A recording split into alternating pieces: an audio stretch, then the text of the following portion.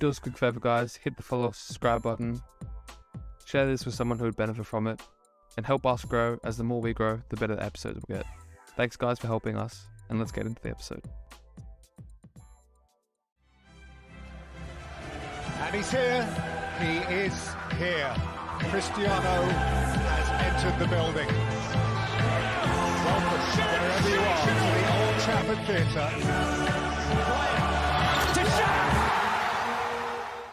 Welcome back to this episode of the SCULPTED Podcast. In this episode, we are going through Unwavering Focus, a TED Talk by Dandapani, which is one that I've never watched before, one that I've never even seen. But let's get straight into it.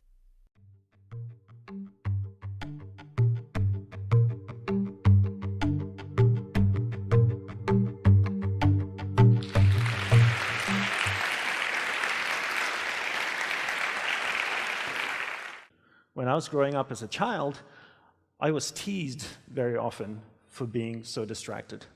Teased for being distracted, teased for not being able to concentrate. And had I not been born a few decades ago, I probably would have been given one of those colorful acronyms like ADD or ADHD, and branded and probably drugged for not being able to concentrate, right? It wasn't until I was in my early 20s when I graduated from university. I grew up in Australia, and I left and went to Hawaii, where I joined my guru's monastery. It was a cloistered traditional Hindu monastery where he taught me how to concentrate. And that's really what I want you to keep in mind, this concept of being taught how to concentrate. It's in my humble opinion that most people can't concentrate today for two reasons. One is we're never taught how to concentrate, and second is we don't practice concentration, right? So how can you do something if you're never taught how to do it? And how can you be good at something if you don't practice it? Let's take a little survey here. How many of you here in the audience, growing up in school, were formally taught how to concentrate? Can we have a show of hands? Like formal training in concentration in school, like classes every week.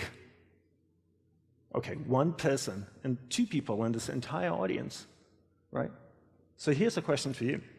How many of you in this room here, growing up, were told to concentrate? Isn't that amazing? People tell us to concentrate, but they don't tell us how to. And I got told to concentrate all the time.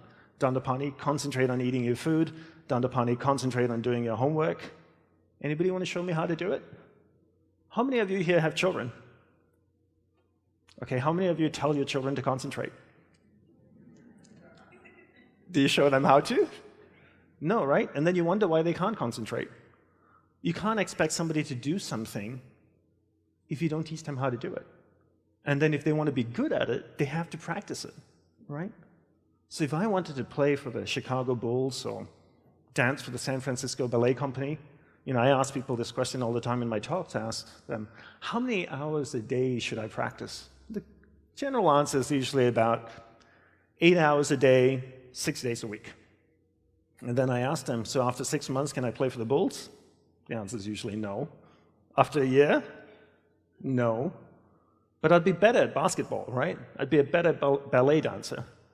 So imagine if you practice distraction 8 hours a day, 6 days a week. What would you be good at after 6 months? Distraction. After a year, you'd be really good at distraction. After a year and a half, you'd be an expert at distraction. You'd write the New York Times bestseller on distraction. TEDx would invite you to come and give a keynote on distraction. You'd get on stage, you'd be so distracted you forget what you were supposed to talk about. Right? That's how good you are. All right? But the truth is, we don't practice distraction 8 hours a day, 6 days a week. The truth is, we probably practice it more like 16 hours a day, 7 days a week. The average person sleeps, 7 to 8 hours, to say, roughly. So we're awake for about 16 hours of the day. Let's just say on average we're practicing it 13 hours a day, 7 days a week distraction. And then you wonder why you're so good at it. That's the law of practice. The law of practice is that we become good at whatever it is we practice. Whether it's positive or negative, it doesn't matter. If you practice something over and over and over again, you become really good at it. And that's why people are so good at distraction, because it's what they practice. Why aren't people good at concentration? Because they never taught it and they never practice it. They don't need to be drugged. They just need to be taught how to do it. Children don't need to be drugged. They just need to be taught how to concentrate. And then they need to practice it, just like anything else, to become a good tennis player, to become a good dancer, the performer, anything. Practice, practice, practice. And then people say things like, technology are great distractors, right? Smartphones. Oh, I have this thing so distracting, my smartphone. The internet. Are they distractors? I'd like to say no first, and then yes. But mostly no. Why? Let me tell you a story. So when I left Australia after university and went to Hawaii to be a monk, it was a very traditional monastery, so when you join a monastery like the one I did, you literally have to give everything up. Your family, your friends, everyone you know, everything you owned. And when you got to the monastery, you're given a set of robes, a set of beads, and a MacBook Pro laptop. Okay. Yes, I did say a Mac. So every monk got a Mac, and when iPhones came out, we had an iPhone as well. And it's really interesting. It's always fascinating to me to see people's reactions when I tell them about monks with Macs. You know, and I remember this lady once that came to visit the monastery, and she asked me a question, and I said to her, why don't you send me an email, and I could email you back a response my teacher wrote up, and it'll give you some nice insights. She looked at me kind of strangely and finally asked, is it okay for monks to use email? I said, of course it's okay for monks to use email, as long as there are no attachments.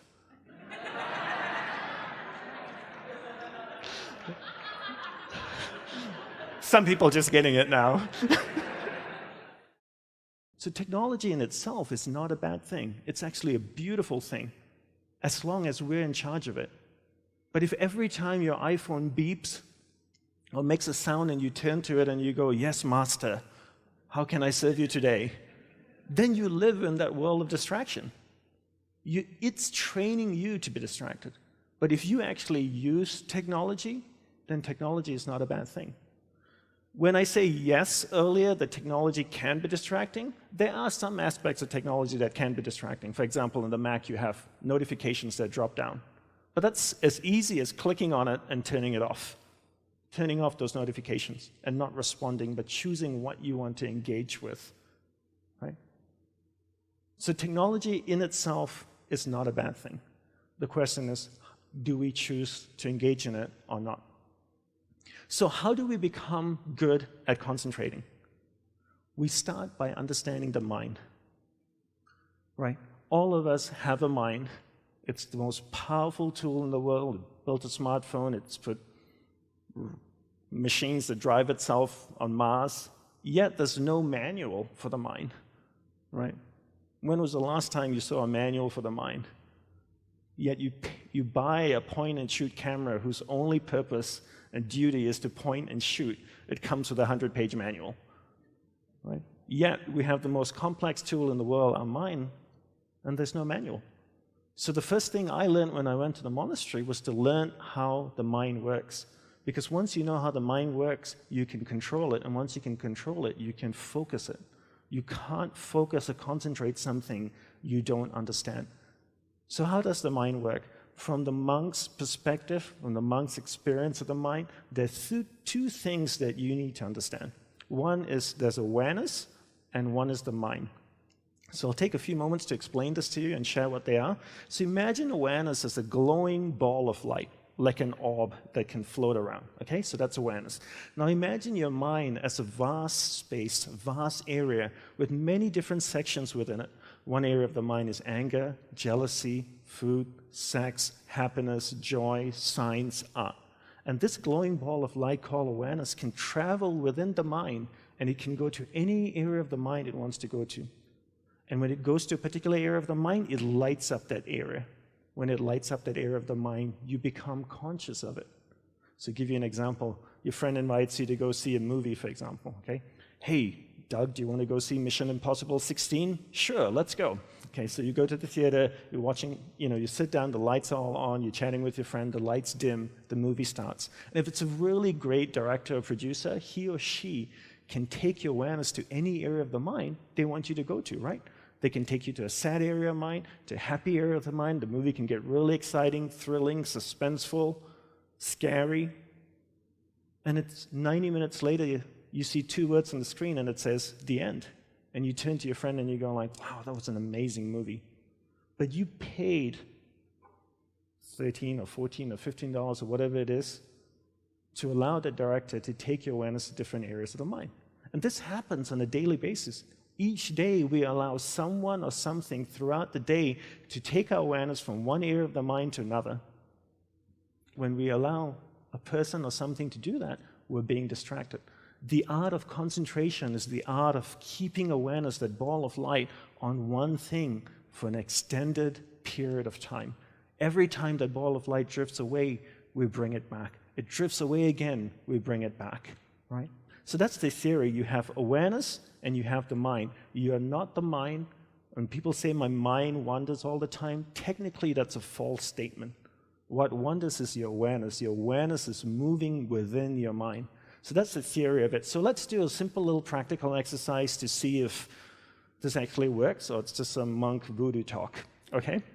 So for that, I need audience participation. I need all of you to sit up straight in your chair, okay? So if you have anything in your lap or hand, just place it down on the ground. Sit up straight in your chair with your spine straight. If you're leaning back, just sit forward a little bit. I want you to close your eyes, take a slow, deep breath in, and I want you to become aware of the room. Become aware of the chair that you're sitting on.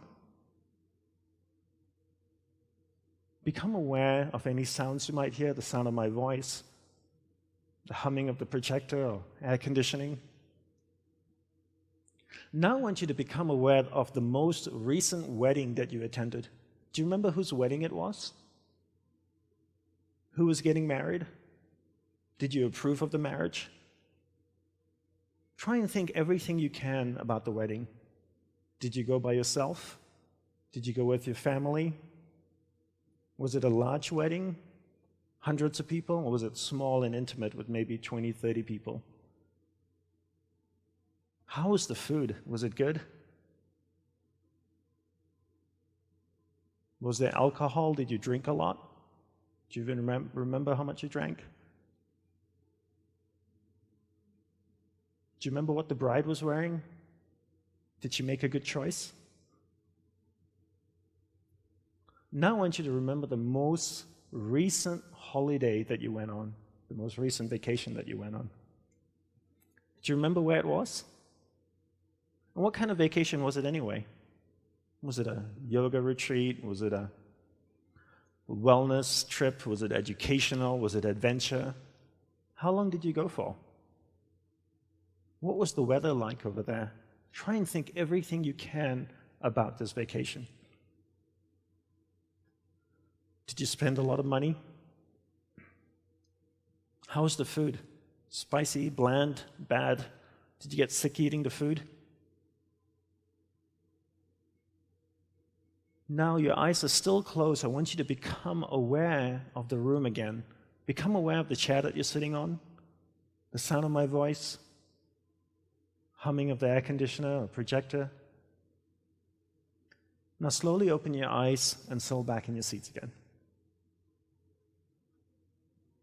Okay, that was a very simple exercise to prove 2 things to you. One is there's a clear separation between awareness and the mind. And second is you can actually take your awareness and move it to any area of the mind that you want it to go to. Because you just allowed me to do that. I took your awareness from this room, becoming aware of this chair that you're sitting on, the sound of my voice, the air conditioning, the projector, and you went to the wedding area of the mind. And the longer you stayed there, the more you thought about the wedding. How do I know you were thinking about it? Because I had my eyes open, and when I asked you a question like, did the bride make a bad choice? Some of you were like, with a dress? Yes. So I knew you were thinking about the wedding, right? And then you went from the wedding area of the mind, and you traveled all the way to the vacation area of the mind, and you stayed there, and while you were in the vacation area of the mind, you weren't thinking about the wedding or about the room. And then you went from the vacation area of the mind back to the room again. And I made you think about the chair, the room, and you weren't thinking about the wedding or the vacation then. And this is what happens all day. We allow people and things around us to take awareness from one area of the mind to another all day long, from the time we wake up. And therefore, we become distracted. To be concentrated is to be able to keep your awareness on one thing for an extended period of time. How do we practice this? We practice this by doing one thing at a time throughout the day. What's the best way to develop concentration? The best way to develop concentration is to bring that practice into our everyday life. Look at opportunities throughout your day.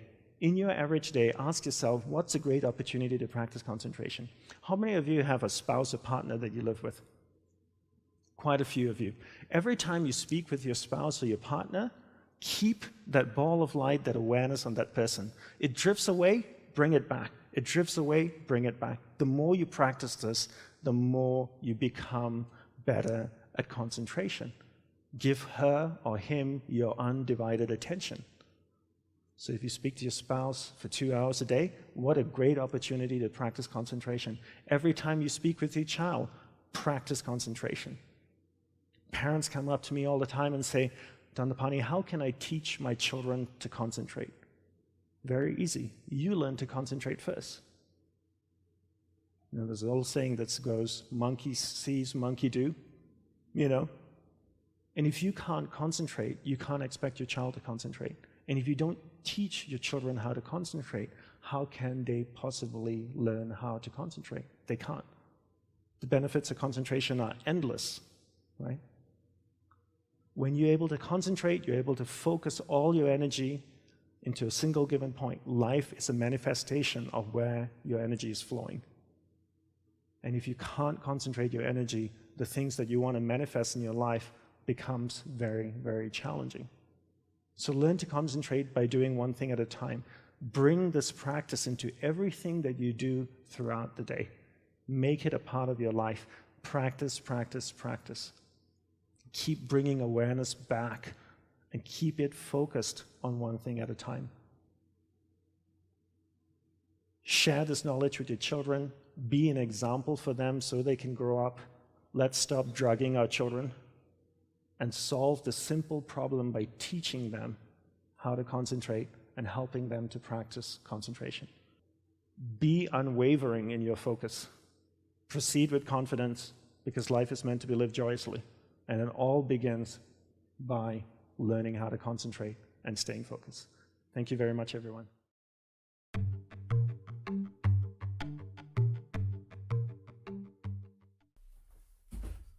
Right, so that was very interesting. There's a lot of good things in there, and it's kind of challenged a lot of norms that we have for today, and I guess it was bringing awareness to our lack of awareness. I think that I am guilty of it, although I do try and be aware of where I am unaware of my consciousness, if that makes sense. So I do try and kind of shift my focus when I can onto specific things, but I'm also aware that I do need to sometimes distract myself in order to be more productive in certain areas. And what he was saying there is that we allow ourselves to be shifted. Now, there are things that I will do to help me be more productive or to articulate my thoughts better. For example, when I train and listen to a podcast, I actually have my best ideas whilst I'm doing that. So when I'm sweating and exerting and doing as much as I can physically, I find quite often that my best ideas come through that, which is honestly a little weird. And the SCULPTED app came through that, and a lot of its features came through that. It's not the best modern day that we have. I would say almost an attention deficit to where we're always looking for something to preoccupy our minds. Although we can use that to our advantage to be more productive, but we have to be smart about how we do it because we have to be aware that doing it too often can hinder us. So it comes through a heightened level of awareness, which is not easy, but it comes through practice, and that is important. But yeah, he was a very, very smart guy, quite funny as well. Well, I hope you guys got something out of that. A lot of these episodes will literally just be me giving a few thoughts at the end and kind of just giving you a good video, a good lesson, not from me. So I'm kind of just repurposing them. But I hope that you got something of value from this episode, and I'll catch you in the next episode.